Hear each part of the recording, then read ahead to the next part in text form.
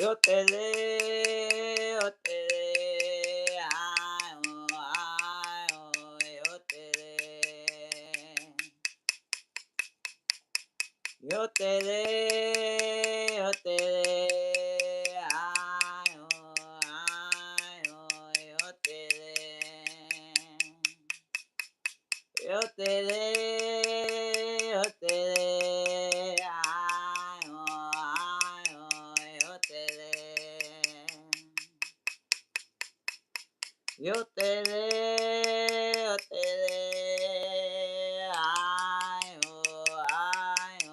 yo te de.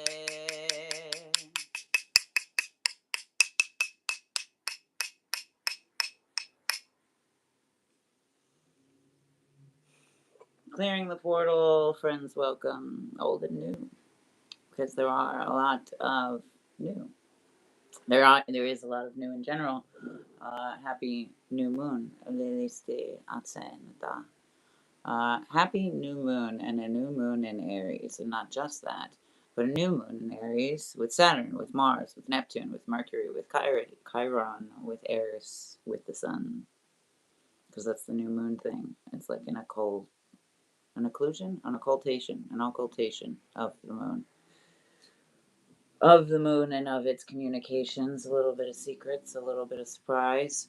And not just that, but the moon was conjunct with Mercury yesterday. The moon was conjunct with Mars, also very recently.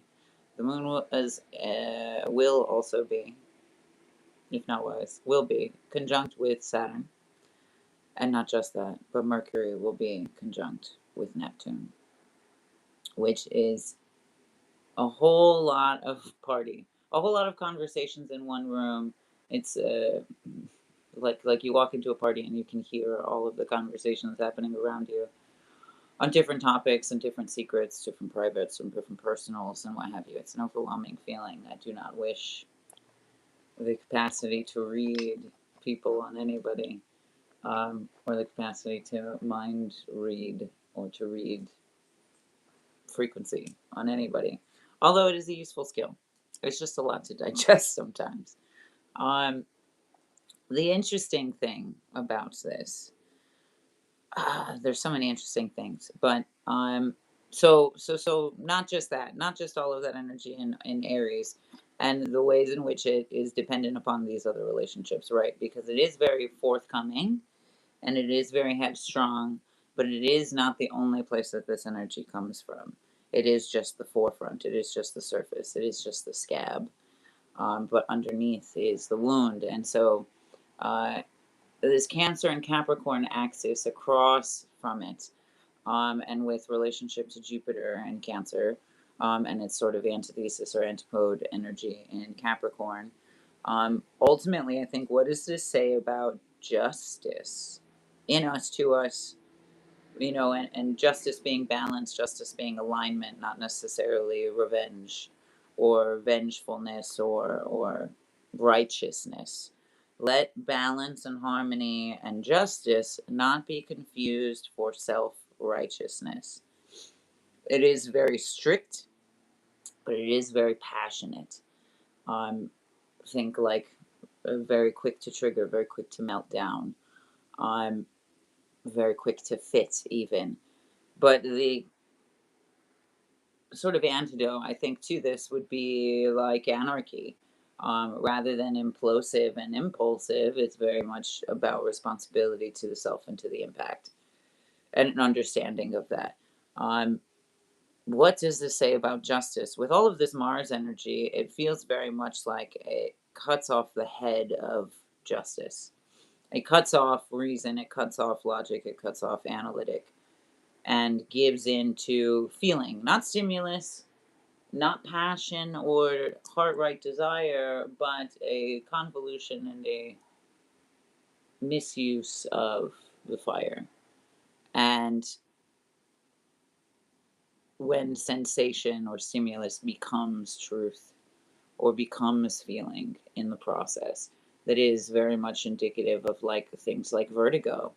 The sense or stimulus that you are spinning without the actual revolution happening, or, anxiety, the sense that all is wrong when in fact all is fair. Maybe not fair, but all is. And maybe understanding exactly that. What is fairness? Fairness isn't I get, I deserve. Is why I don't use deserving often, if at all, because I think it's a very ugly colored term. Very, very ugly entitlement to it. However, in fairness, and I think in true fairness, sometimes it isn't always, this is my reward. Sometimes it's very much well, I have to do this so that everybody else can prosper. I have to dream in dangerous places so that everyone else can be free. I have to shed blood in dark places so that everybody else can feel. I have to stay up all night and prepare so that everybody else can party or everybody else can enjoy. The little things like that are more so projects of passion, I suppose, or labors of love rather than an untiring or burnt out justice or sense of justice, because again, it is just the head, it is just the surface, it is just the scab, not the wound per se. And so while Aries cuts off the head of justice or intercepts it for its own interpretation, I do think that Venus, Ceres, and Uranus and their little party separate conversation, very much offers a different solution, offers a very different solution, and perhaps stops and smells the flowers. And in that is able to dilate time, where Aries is like cut through and force through and fight or die. Venus and Ceres and Uranus is like take a breath. And are you seeing all of the information for what it is? Are you seeing all of the information at hand? Are you sure that this is honoring of the situation? A good top can dilate time. I've said that many, many a time. In fact, I think that will be the title of my memoir. However, however, we live in a society that rushes us through in general, and we are taking in so much information. So Venus and Ceres and Uranus is like offering the collective maybe a moment of pause and a moment of real relief beyond the impulse and beyond the stimulus. And that comes with not just patience as in sitting and twiddling your thumbs, but uh, an active presence, a present awareness, an active interaction, and sort of making the most of a moment, or like I said, dilating time, even dilating time as in slowing down your ingestion so that you can take in more gratitude as nourishment along with it. These are the ways in which we stop and smell the flowers. And also the ways in which I think we can try and push boundaries and see where there's weak points in power structures or in combativeness that allows for a deeper relief, allows for a built bridge, allows for a conduit in communication, which I think is very much Mercury and Neptune. It's not just necessarily the superficial of like listen to your dreams, because Neptune is very communicative in that way. However, I think it's like the porousness of our being, the porousness of not just our dreams, but in our experience, in our reality, and the ways in which our energy can connect beyond dialect or beyond disagreement. And in that, looking for the loopholes, looking for the soft spots, not looking for the vulnerability as in like jugular, but looking for the points of malleable communication, points of malleable retribution, points of malleable surface with which to meet each other on, or with which to meet eye to eye on. But also is independently the places in your body that are not breathing with you and that are therefore separate in that, therefore separate in your current reality. Leaving behind parts of yourself that you ultimately don't need to abandon, but that require your service to them. This is often I think, a key point into how we further project into the future. Responsibility to self, responsibility to impact, anarchy, and expiry. With that, the moon will conjunct Venus shortly thereafter, and then Saturn and Mars will conjunct shortly thereafter, and then the moon and Jupiter. So again, Venus is offering sort of this middleman conversation, or this read between the lines. Like, you don't have to do this, you could be doing this, almost like peer pressure at a party. Everybody's in Aries fucking doing nitrous carts or something, and Venus and Ceres and Uranus are like playing spin the bottle. Something more fun, something less harmless, I suppose. Or, fill in the blank with whatever it is you would and wouldn't do at a party. Um, and that Venus is offering, that's maybe more connection, maybe more conversation that you'll remember, etc., etc. Stopping to enjoy and smell the flowers. Um, the Taurus nature is, yes, very much the stop and smell the flowers, but not just that. Rooting and blooming and responsibility to either or. Responsibility to rooting is very much nourishment, not just turning off. It is, rest and recalibration, not just powering down. And the bloom, therefore, able to grow in that, like cacti and their roots and these beautiful blooms that they have when we are patient and when we are nurturing. These blooms are how we recover with care. And that's, again, this Venus Ceres Uranus conversation. And I think what Chiron and Aries also wants, maybe more so than the trauma bond that they have in Aries, is regenerative care, is recovery in care, is recovery in the care of its blooms and the care of its roots to equal measure. And that is responsibility to its to self, that is responsibility to the components of that growth, even. So, responsibility to land, responsibility to air quality, to your use of water, to your use of sun, and they are in all of the elements that speak through us and that grow through us. How much vitamin D are we getting? Well, much like we turn our plants to grow with the sun's patterning. Overwatering can soil our roots, just like too much water can actually flood your system and kill you. In that responsibility for your roots and your blooming, recovery, care.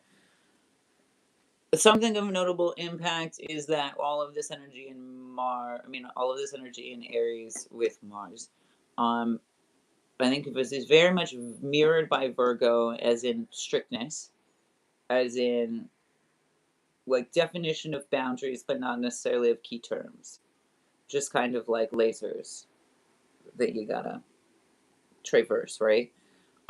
But conversely, Libra inverts that process. And so, again, that brings us back to understandings of justice, understandings of balance, understandings of harmony, understandings of optimization toward beauty in a natural sense, in a primordial sense, not in a primal sense. And so, there's an interesting quote that I can't quote quite right off the top of my head about like a strictness of law not leading to more morality. The strictness with which we uphold law does not necessarily lead to a more moral structure or moral state. And so consider that with not just the structures that you're within, or the structures that you give yourself. And often I think this is where we get lost in the convolution of what is discipline that directs the ego rather than the heart. Where Virgo can mirror freedom instead of entrapment, and where Libra does not mean, much like justice has meant, to sever the head or to cut off the hand or to poke out the eye, but to invert what we understand in systems and to flip it on its head and to evolve in a new way and to understand a new truth and understand a new bridge beyond conflict. Um, Optimization toward beauty is the most natural thing, is the most natural law. And he who knows himself does not need to follow the laws of man or man made structure. He who knows the universe knows that those laws are very faulty. And so, we'll pull some cards to see what lies ahead. And my friend, if you wouldn't mind joining me,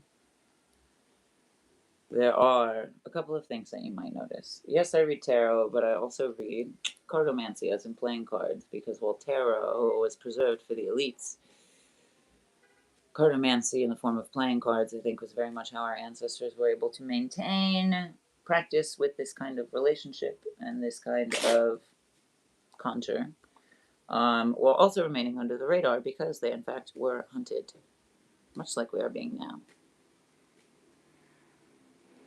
And so, the first few pulls will be from a playing card deck. Strange, I know. The other thing that you might notice that is a little different is I also do take this as an opportunity to get you to breathe with me. An invitation, if you will. One that you do not have to accept, but it is all the more fun when you do. You do not have to tap into anything, however, good practice if you are. Ultimately, all I ask of you is to make your body available to the fullest breath that you can find, perhaps the first of the day, perhaps the first in a long time, and to perhaps open your awareness to any sensations that arise. The breath is a vehicle and can take us many places and reveal many truths. And I think upmost, our most ancestral gift of connection has always been through our breath. And so, if you'll bear me and yourself a little witness, we'll pull some cards, we'll take some breaths, we'll pull some cards, and then we will integrate through a little breathing mechanism of my own conjuring. Cool? Fair?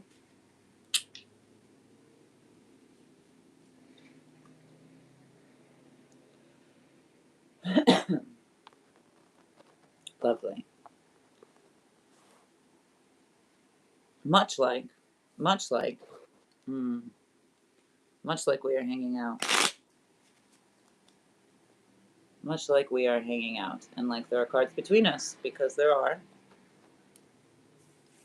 We're going to take 3 deep breaths together. And again, just noticing the fullness of your breath and any sensations that might arise. Take a deep breath in. And exhale. Take a deep breath in. And exhale. Take a deep breath in. And exhale.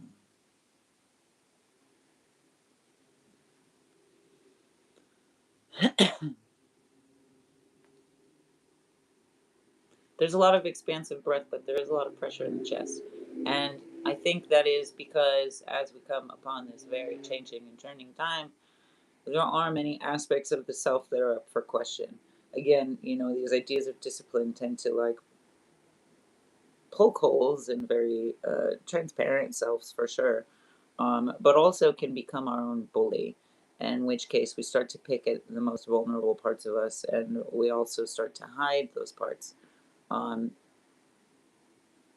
Change doesn't happen, or growth doesn't happen because we avoid change based on what we know. Great things happen when we step into change, trusting of what we know, but very curious about what it can all add up to, as very well as just as much as it can very well add up to the kind of version of yourself that would surprise yourself, and that would surprise what we know. And so let us not get tarnished by the idea that we know everything there is to know about ourselves and continue to polish away preconceived notion so that we can see ourselves gleam. Ah, ah, ah, ah. Okay, wonderful, wonderful. Bottom of the deck, Seven of Hearts. Um, and there is also another seven here, which also leads me to believe that though times may feel hard, and though we are maybe impatient and wanting for proof of truth, that third seven that exists is already within you, and in the belief that you have that your ancestors are with you, that something more than you is conspiring with you. Again, do you trust yourself? Do you trust the universe? For some, unfortunately, that means they relinquish trust for themselves and they give out all authority over to some other system seeking control. These are not your ideas, these are modes of control.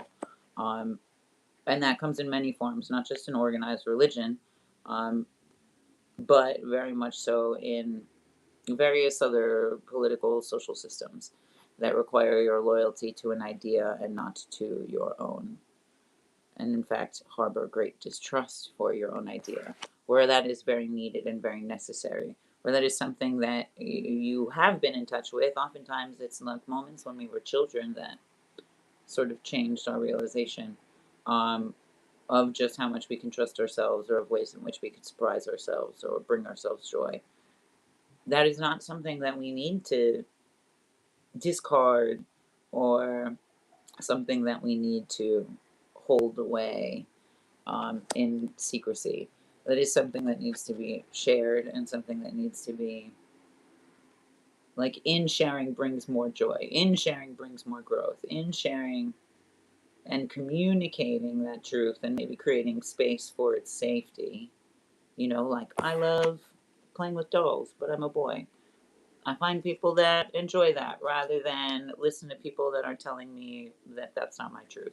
Or I, like playing dress up in Dungeons and Dragons, and I find people to be able to share that space with me and share in that, a fantastic realm with me, rather than listen to people that think that it's nerdy and lame.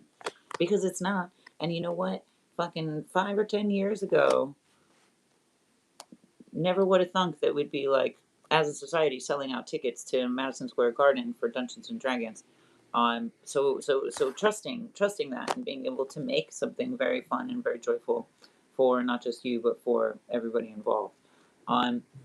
The two sevens again, and the third seven is your mode of faith and belief in, rather than of proof. And the way that I've explained this to recently with a client is, as far as like particle physics go, particles behave different when they're observed, and so demanding proof of, like, spirituality, proof of your growth, proof of whatever, um, is very much like that particle bouncing in and out of time, and every time it does, you're like screaming at it, like, but exist, and so it behaves differently, and much like we would do the opposite of what it's being yelled at, right?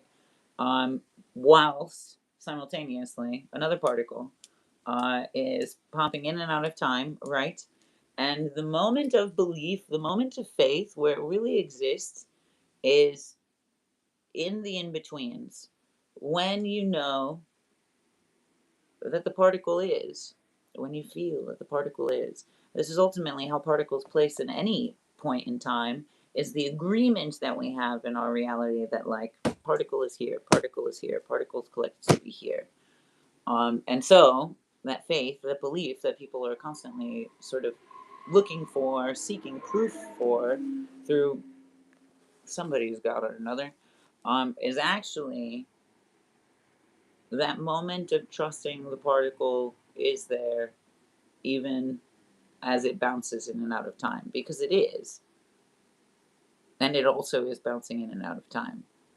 That space in between, when we know that particle will reappear, when we trust that that particle will reappear, is maybe a better feeling of faith than, like, well, the priest said I had to believe in this white Jesus fellow. which doesn't even stand the test of time. Not only was there no letter J and at a certain period in time, so not Jesus, not Jesus, not Yeshua, not Yahweh. Those are all man-made power depictions, man-made egregores. And the Ethiopian Bible uh, doesn't have the word for Jesus either. Instead, it's regarded as Isis, which is interesting because those spelled differently in Egyptian story, in Egyptian belief. Isis is also counterpart to Osiris, and so we have this perhaps root of duality and of non-duality, and without the fear of death that Christianity and Catholicism and its imperialism literally ran from, and literally tried to reframe, to rename, and to hide. We need not run from the things that we love. Mwah. Good to see you, my dear friend. Miss you very much. Um, and so rather than run from what we love, we can not follow the impulse, but follow our deepest devoted desires, because there is a difference between worship and desire. And most people will come together to worship an icon, to worship an idea that is not theirs, rather than to devote themselves to something truer, like love, like eros, like uncolonized desire, which desire uncolonized becomes so much more fluid and so much less about the body and less about the ways in which we think of desire and the body. I'm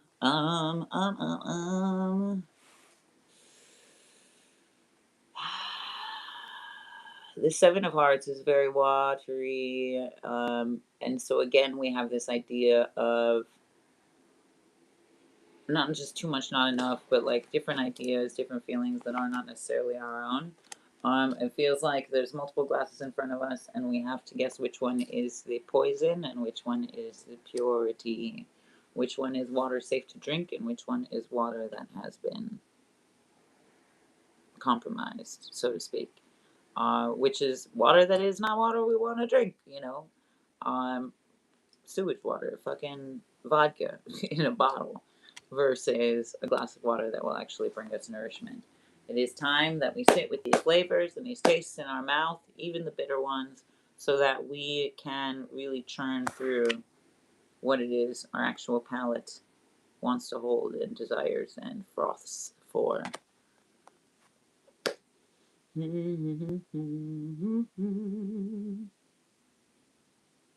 I do think there's also something to say, especially with these sevens and this watery seven, right? There's something also to say about the ways in which we commune with the ancestors, the ways in which we pray, um, the ways in which we pour libation, even, or offer to something other than us, greater than us, what have you. And I want to be very clear. I am not speaking of the kind of prayer that happens every Sunday at church or every Wednesday at Bible study. Absolutely not. Again, there's a difference between worship and devotion. And I absolutely think organized religion is a mode of mind control. And I'm not the only one that thinks that, realistically. It is the world's first social experiment for obedience and control. And devotion to the universe does not require obedience so much as it does awareness and listening. And so that is not something that we desire in this space either. However, however, do you stop and smell the roses and wake up grateful in the morning? Do you listen to the wind when it wails and hold the rain in your palm when the earth cries? Do you listen to the trees and wonder if they have a name and a song?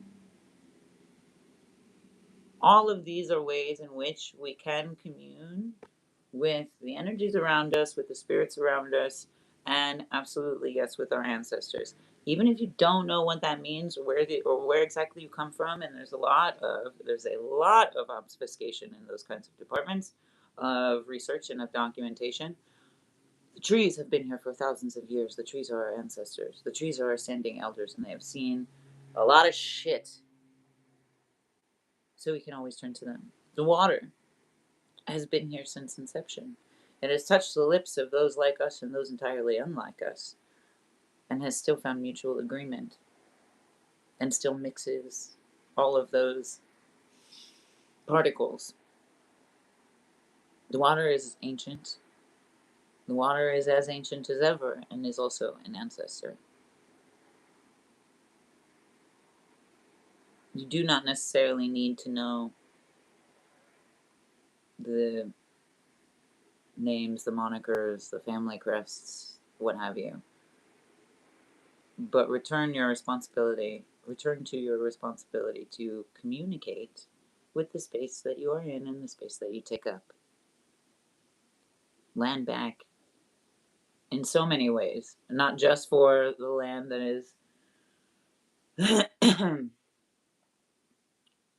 currently suffering, that is obfuscated in legal discourse, that is stolen, that is traded, that is taken, but the land that we find ourselves on, and the way that in which that it also still requires our presence and nourishment, and the land that is us, the land that is your body and your earth and your vehicle for traversing this earth, earth within an earth within an earth. How meta. And so consider that. If you feel like, oh, well, I don't have an altar of, people that died in my family that I care about, or I don't have an altar to my ancestral lineage because I don't know what that means, that's fine.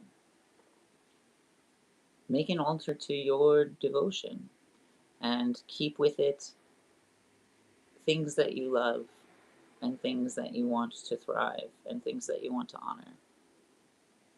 And quite honestly, you can turn to friends, chosen family.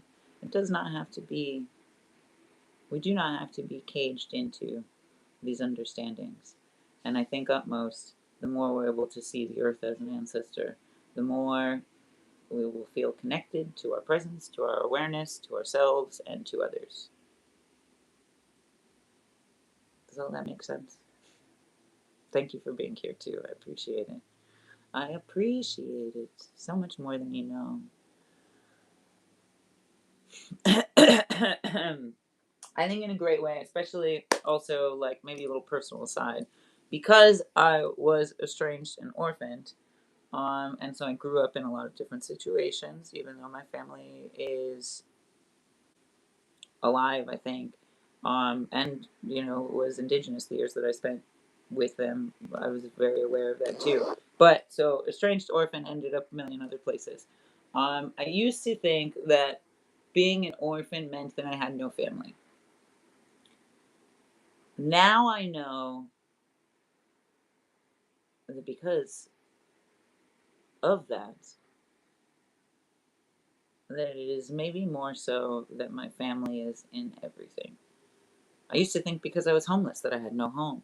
And maybe, just maybe, it is the very stars that watched me. It is the very seasons that changed with me. That is my home. It's the streetlights here. It's the alleyways.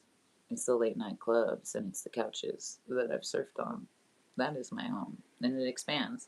And as an orphan, it's not that I do not have family. It's not that I do not have siblings. It is that perhaps I take on the responsibility, willingly, to be a sibling to the world. To make sure that any child I interact with does not feel the same disquietude that I felt. To ensure that whatever memory I serve or role I play in anybody's life is one of care and concern and nurturing for the moment. In which case, perhaps I'm not an orphan at all. Perhaps my family is bigger than I could even count. And yours is too. Wherever you feel estranged, yours is too. You can see beyond it. You can see through it. I promise you that. I promise you that. And there is a great sense of fulfillment in that beyond the loneliness. The loneliness is the veil and the illusion. You can, in fact, peek through it. Okay. We pull a bridge card in the spirit realm. and then we breathe.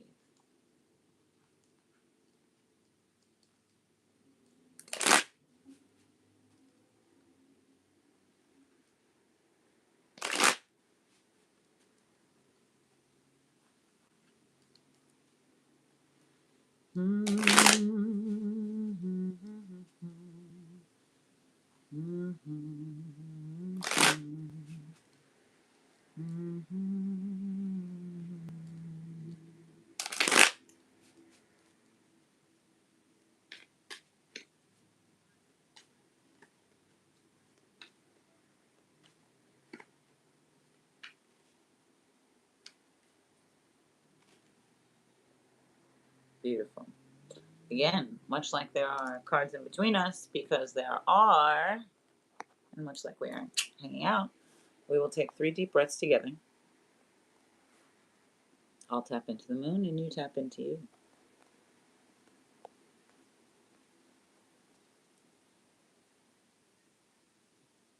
Take a deep breath in. And exhale. Take a deep breath in. And exhale. Take a deep breath in. And exhale. Interesting. Okay, a little bit of steadier of a pace. Steadier of a pace inward, that does not necessarily mean anything outside of us or around us is going to slow down. In fact, I think everything around us is going to speed up. You heard that car blowing through whatever the fuck. There's no light there, blowing through some shit. On the path that we travel, there are many opportunities. However, we miss those opportunities when we are racing to a point of destination that is more like what we imagine than what we actually want, or what we expect and anticipate, more so than what we feel or than we imbue into it. And again, kind of this stop and smell the roses, like in a road trip, are you able to soak in the things that you're seeing? Have you made room on this trip to be able to absorb these wondrous sights, or are you very like, nope, gotta be there at this time, da da da da da? In which case, oftentimes we're traveling with like a very narrow focus, and that doesn't even make for safe driving. So consider how to expand your horizons and enjoy the journey. As simple as that sounds. Consider how much more potent a moment becomes when you take in all the subtleties and all the nuances of sound around you and inside of you. When's the last time you listened to your own heartbeat? When's the last time you actually let your own thoughts speak without fearing them? Ah, lovely. Lovely. Lovely, lovely, lovely. Okay, Ten of Pentacles, top of the deck. Beautiful. How connected is everything? What a gorgeous card. And it's very much like, yes, a cornucopia. Screw fucking Fruit of the Loom for gaslighting us. But also kind of like a rope. And the ways in which rope is made is these coils that are then coiled together, like individually stranded and then coiled together, like these meta processes, right? And so, in so many ways, our life is also that fractal reaction. And when you can step into a fractal dimension, you're able to see the root cause of these things, which is why I love meditation. And see the innervations and the intricacies like of these things. It's kind of like if there was an X-ray and you could see all of your nervous system instead of just your bones, just your structure, like they're hollow when they're not. In fact, yeah, exactly. Mandela effect of the cornucopia. Exactly. Which is a lie. For sure, the cornucopia was there. There's proof of it. Um, However, it is interesting to me how, like, yes, I think the Mandela effect is very real. Yes, I think time dilation and time jumps and time portals and time travel is very real. However, the very real obfuscation of that controversy is also that Fruit of the Loom was bought by another company that then changed their logo and then hid previous examples of the logo and then put out information that sort of obfuscated that truth and posited the idea that there was no such thing. So it is also something that if we look into who bought what and litigation for it, um, a lot of times it's also companies buying out other companies and then fucking with our heads deliberately. Um, and quite honestly, what a great ruse to get us to not believe in time travel or to not believe in time dilation or time jumping, um, when in reality it is true and it is possible. But if they can gaslight us into the many stages, like there's multiple stages of gaslighting in that, that kind of leave you with like, I don't know what to believe, I don't know what's true, when in reality both things are true. The companies did buy and sell out, and they did change their advertising, they did put out false information, but it is also an alternate timeline. They're just also probably aware of that. uh, they're also aware, not probably, they're also very aware of that, and so it's kind of like a great way to to Men in Black the situation, a great way to create more false truths within the situation, so as to dilute the truth underneath it. The Page of Cups, don't play that shit. The Page of Cups is very curious about water, and I think is able to feel and understand the dilution. It's a kind of like an apprentice, right? Like a very young apprentice taking on mastership, and already with like a natural talent, or a natural inclination for it, a natural awareness or understanding for it, because we are also very much expanding our awareness, noticing all of these new things, looking for patterns, and the more that we do, the more that we become aware of them. And so, in that, let not all of that information be like, oh God, I don't know who to trust. This is all fucking crazy. I give up. Don't let it take you there. Instead, let it take you to many a far off and wonderful place. This is the thread that you can follow into the desired you and beyond the doubtful you, which is so pertinent and so poignant.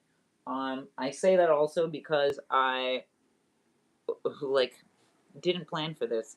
Um, but it reminds me of a meditation that I wrote and that I offer, in which case you uncover a belief about yourself and you follow and you uncover the doubt, and then you follow that to a root cause.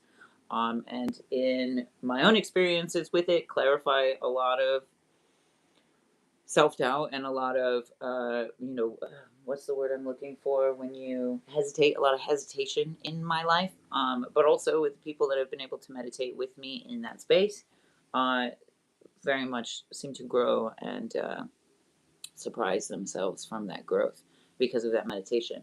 It is a free meditation. It is a meditation I do weekly. So check out my website, and if that sounds like something that you're interested in, or this has related to you personally, then perhaps that is a place that you will enjoy being. Um, or at the very least, offer you some skills that you can continue being with that on your own, and to whatever degree you desire. Um, bow, bow, bow, bow, bow. Even as we talk about different time jumps, timelines, time portals, the Ten of Pentacles is that space in between.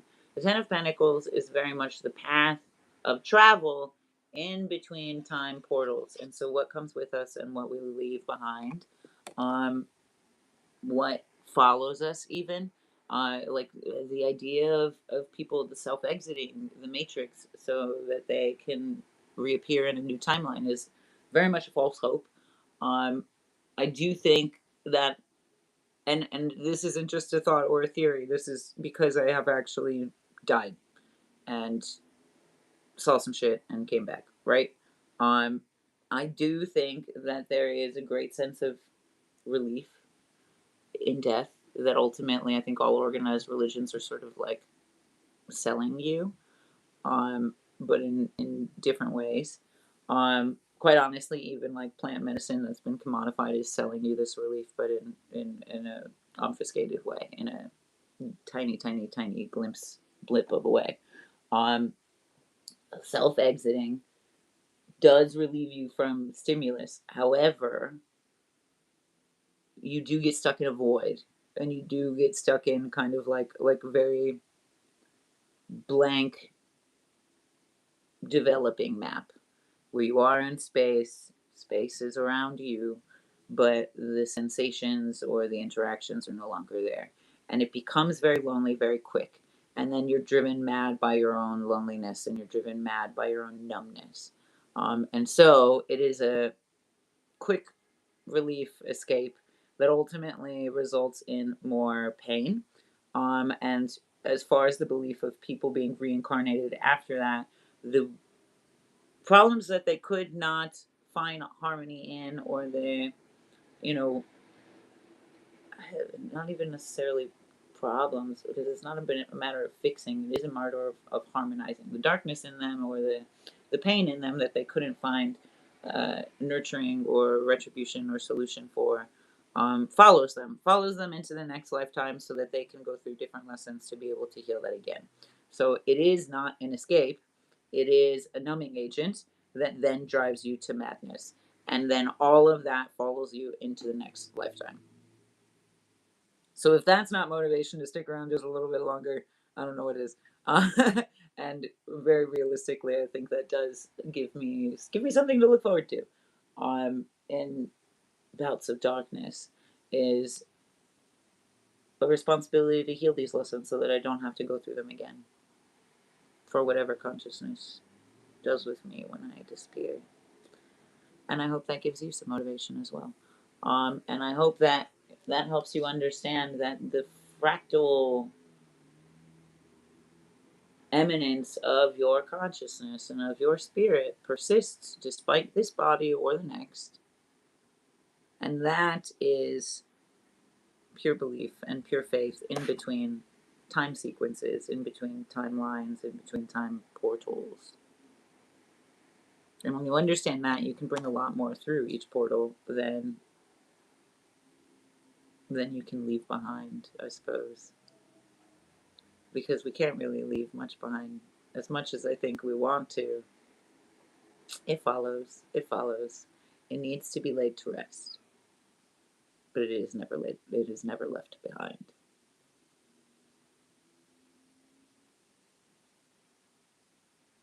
And so consider that. Likewise with Page of Cups, it wants to bring honor. This character wants to bring honor to the situation, to their power, to their use of their element.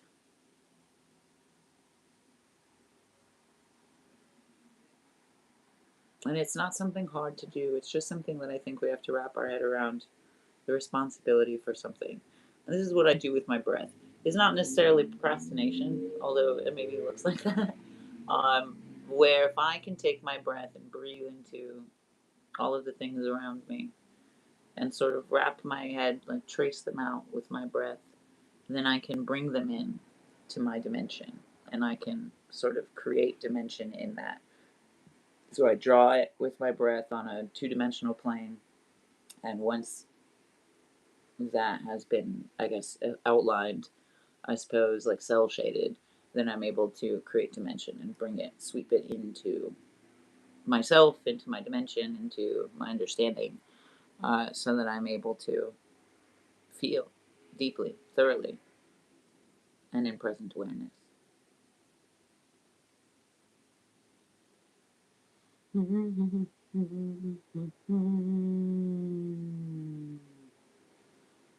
The Page of Cups also has this white flower, right? White flower, Ace of Cups kind of situation within his hands. Ten of Pentacles, white, yellowish light, right? Off into the distance. Given that it is a new moon, I think that is pertinent because, much like this near death experience, go into the light situation, that is also the center of our hearts, the center of being, primordial, not primal, prime consciousness, not primal. going into our truth, going into our own inner light, which is also defined by our darkness. Um, but being able to step into blank slate, into new, into brilliance, into illumination in so many ways. And so perhaps that is not just a new version of you, but a new understanding of why it is or how you are who you are. What has that accumulated? What has that amassed? And whether it feel good or bad, sit with it, step with it, lean into it, because it will reveal a new truth to a new opportunity, a new path, new timeline. Especially if it's uncomfortable, because that ultimately, I think, catapults us into bigger, better, bolder timelines and accentuations of self. Okay, all kind of like hardcore pep talk, all kind of like very inspiring, very also like preparing warriors for fight, preparing warriors of peace for a fight for their lives. And so I hope that serves you. But we're going to integrate those thoughts, integrate those sensations, integrate even those callings to sit with ourselves and our environments and our ancestors and the elements. We move through the cycle of harmonies, which, if you have done with me before, is a cyclical practice of breath where we use breath for each element. We cleanse through the elements, and we also ground and unify them within tonality. Um, Rather than just what is it? What is it? The craft says, or most people say, fire or no, earth, air, fire, water.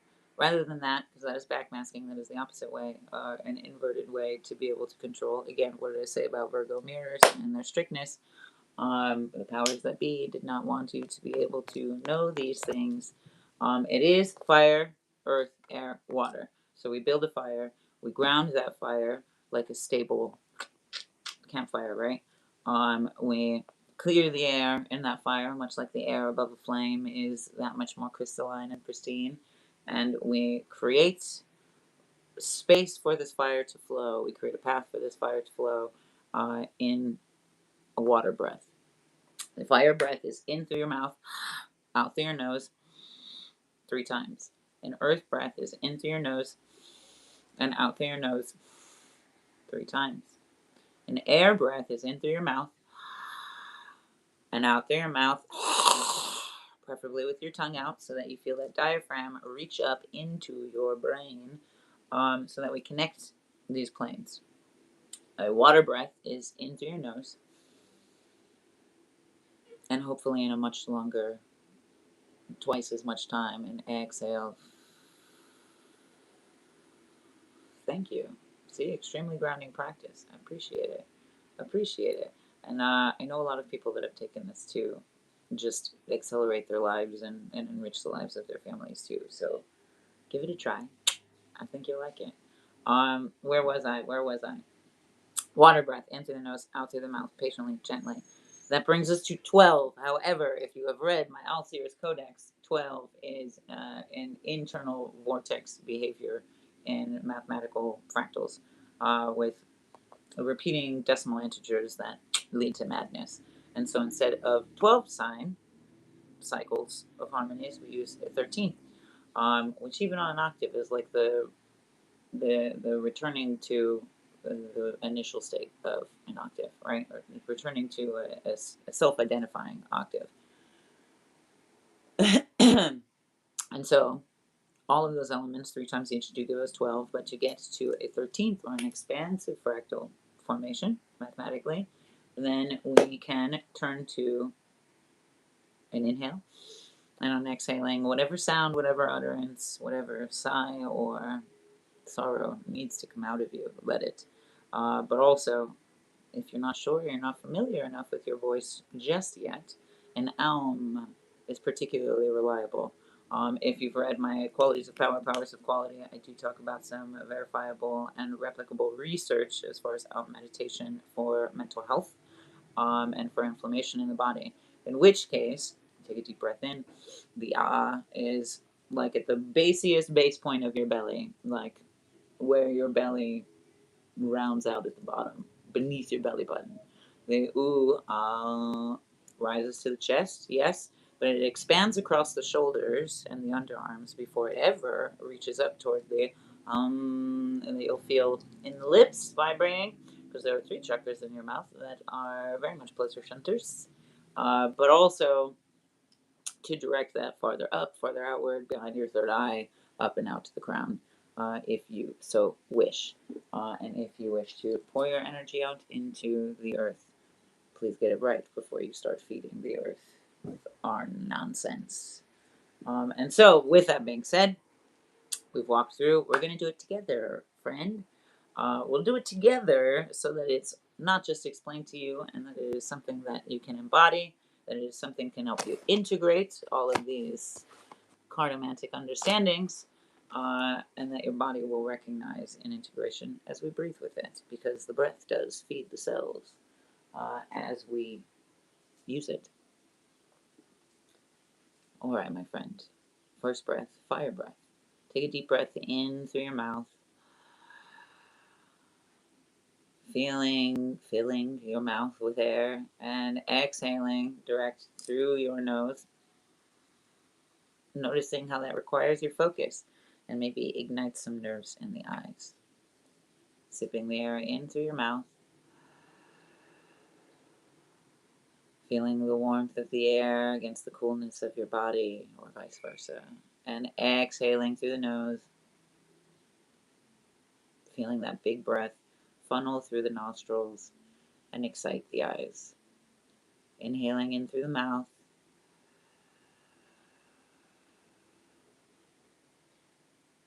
and exhaling through the nose, feeling that breath rise behind your eyes.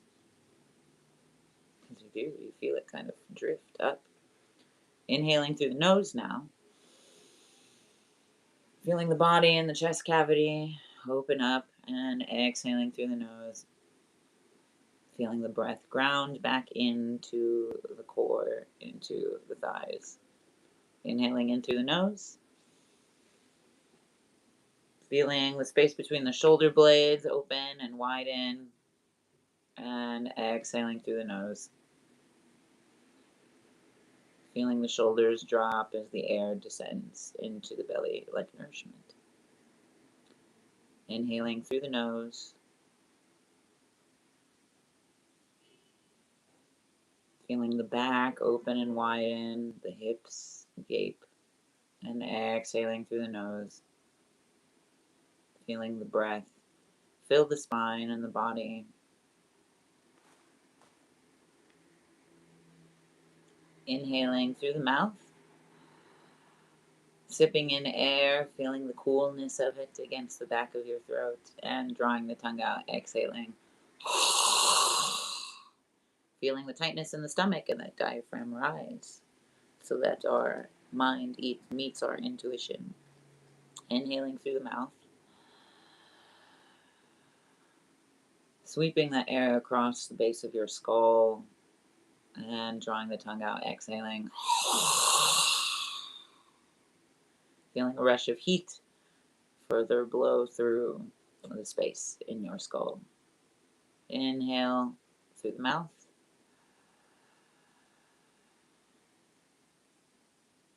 Feeling the mind filled with air and drawing the tongue out, exhaling. Feeling the mind clear and more space where there was air. Drawing inhale through the nose. Feeling the space behind the eyes and the jaw loosen and widen. And slowly but patiently we exhale through the mouth, like blowing air through a straw. Extending our exhale for as long as we can. Inhaling through the nose. Feeling the shoulders round and back, more space in the spine, and exhaling through the mouth. Feeling tension, release with the breath. More the longer we exhale. Inhaling through the nose. Feeling the heart space open and widen, and exhaling through the mouth. Feeling energy direct in a clear and clarified path.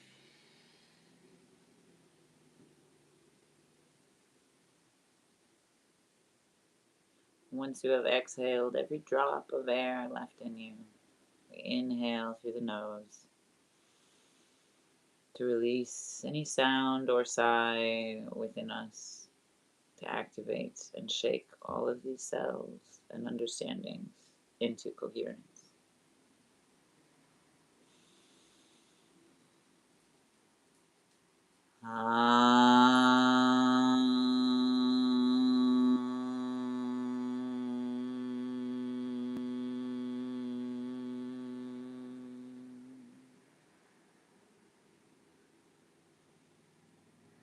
That, my friends, is what I like to call a cycle of harmonies, a cleansing of our elements, and an aligning of our truth. I hope that it serves you well and that it makes you feel centered and aware and present, not in forceful control, but in a held awareness and in honor to the moment. Little things like that is how we stay in tune with not just the orchestra in us, but around us, all the same. And so, with that, my friends, I will leave you here with all of this knowledge, all of this wisdom, all of this feeling. Please digest, drink some water, thank it while you're at it, and happy new moon. And so, with that,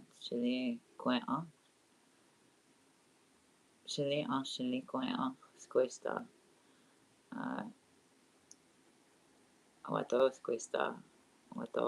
Tanto.